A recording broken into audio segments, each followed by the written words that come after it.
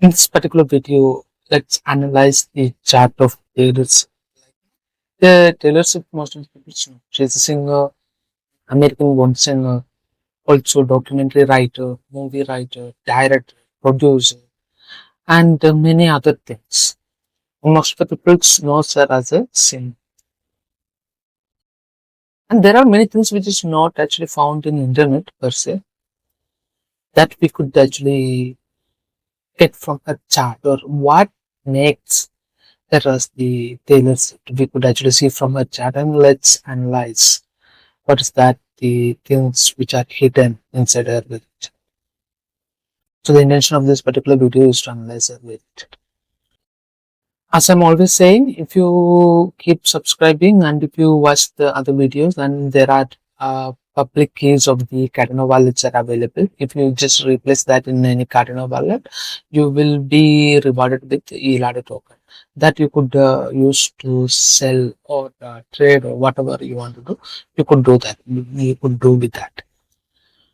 Uh, Also, if you want to get your chart done or anything that sort, like you could just connect with me via my website, which is www.idon'tship.in. So here, let's see her chart. So what you are seeing here is the chart of the Taylor Swift. And from here, we could actually identify her nakshatra is Ardra. Ardra means Tiruvadra, which is in the southern style, we could say, and in the north style, it is Ardra. And this is the nakshatra of the Paramashiva. He is the god of death and Buddhas and things like that. And it's basically um, a lot of destruction, but is very good actually. As we study more about him. And exactly, Shiva has multiple avatar. There is one more avatar, that is the avatar of the uh, one of the avatar of the Shiva is Rudra. So that is the Lord of Ardra over here. So it's not exactly Shiva himself. It's one of the avatar of Shiva. That is what the Lord of this particular. And if you look into the first house, this is the house of the self, the first house, where we can see Moon, Jupiter. Moon and Jupiter is staying in the ascendant. Moon is something which makes, which is a feminine planet. Moon is mostly feminine, and Jupiter is the planet of the wisdom.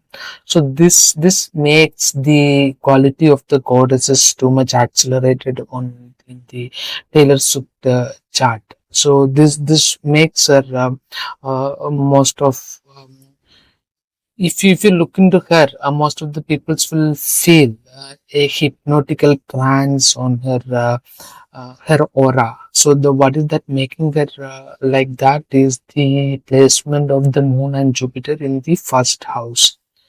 And the second house, there is Ketu. Ketu is the planet of Dhana, and that is staying on the second house, which means that the her most of her uh, most of her outcome is because of the transcendental effect she is creating in the masses.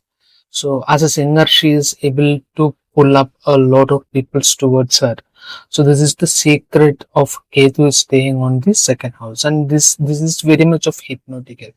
So as you understand self more and more, you will be able to control your energy. So what this is what it is happening here. She is able to control her energy and create the transcendental effect on masses of the people. So this is the very important thing. And the sixth house, there is Sun along with Mars is staying, and the sixth house is the enemy house. So enemy is the Sun. Sun is the planet of the father along with the Mars. Mars is the planet of fight, which is staying on the sixth house. So this is basically manifesting the way that in the sixth house, the father and the Mars is staying because it's his enemy. It's a very I mean, the relationship with the father figure is not that great. And in the seventh house, Mercury along with the Saturn is staying. See, this is the house of relationship, and Saturn is staying along with that. And also, she is in the Saturn Mahadasha as we look into her nakshatra position. She is at the age of 34, and she is in under the influence of the Saturn, and the Saturn is staying on the um Saturn is staying on the seventh house along with the Mercury, and this, so which means that this is the time she will get destroyed, and there is a lot of distractions will happening in her relationship. And in the 10th house, Venus and Rahu is staying. So this is the eighth house, Venus and Rahu is staying.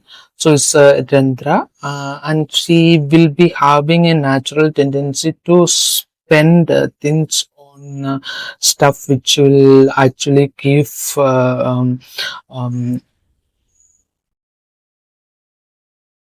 actually something luxurious. Like, if she control her.